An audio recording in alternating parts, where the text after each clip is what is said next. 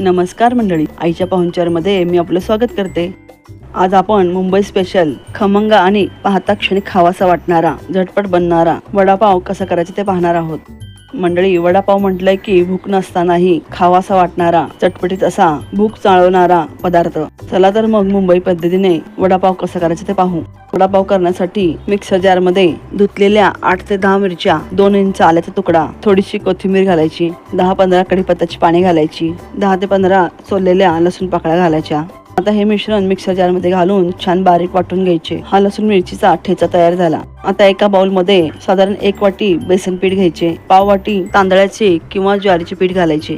ज्वारीचे किंवा तांदळाचे पीठ घातल्याने बटाटा वड्याचे कवर खरपूस होते आणि वडाही खमंग लागतो। आता यामध्ये पाव चमचा हिंग, अर्धा चमचा हळद घालायची, चवीनुसार मीठ घालायचे आणि आवश्यकतेनुसार पाणी घालून हे पीठ सरसरीत भिजवायचे।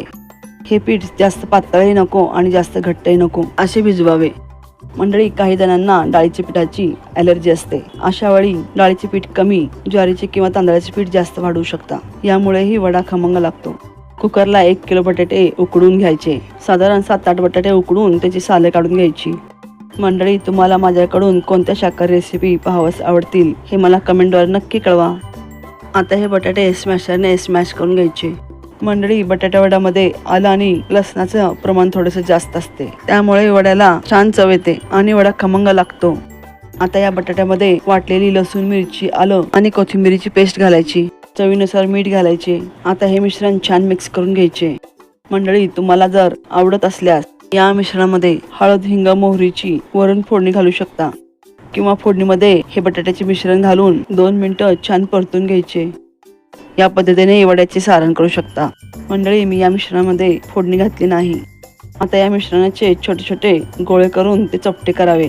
कढईमध्ये तेल गरम करण्यास ठेवावे। भिजवलेल्या डाळीच्या पिठामध्ये पाव चमचा बेकिंग सोडा किंवा खायचा सोडा घालायचा किंवा पाव चमचा लेमन इनो घालू शकता।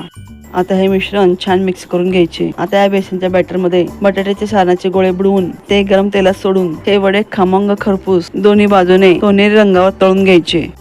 या पद्धतीने सर्व वडे खमंग तळून घ्यायचे। मंडळी, वडे तळताना त्यामध्ये आजूबाजूला जे बेसनचे पीठ पडते ते छान खमंग कुरकुरीत तळून घ्यायचे। यापासून वड्यासाठी खमंग चटणी बनवता येते। ही वड्याची चटणी कशी करायची, तसेच वड्यासाठीची हिरवी चटणी कशी करायची त्याची लिंक डिस्क्रिप्शन बॉक्स मध्ये दिली आहे।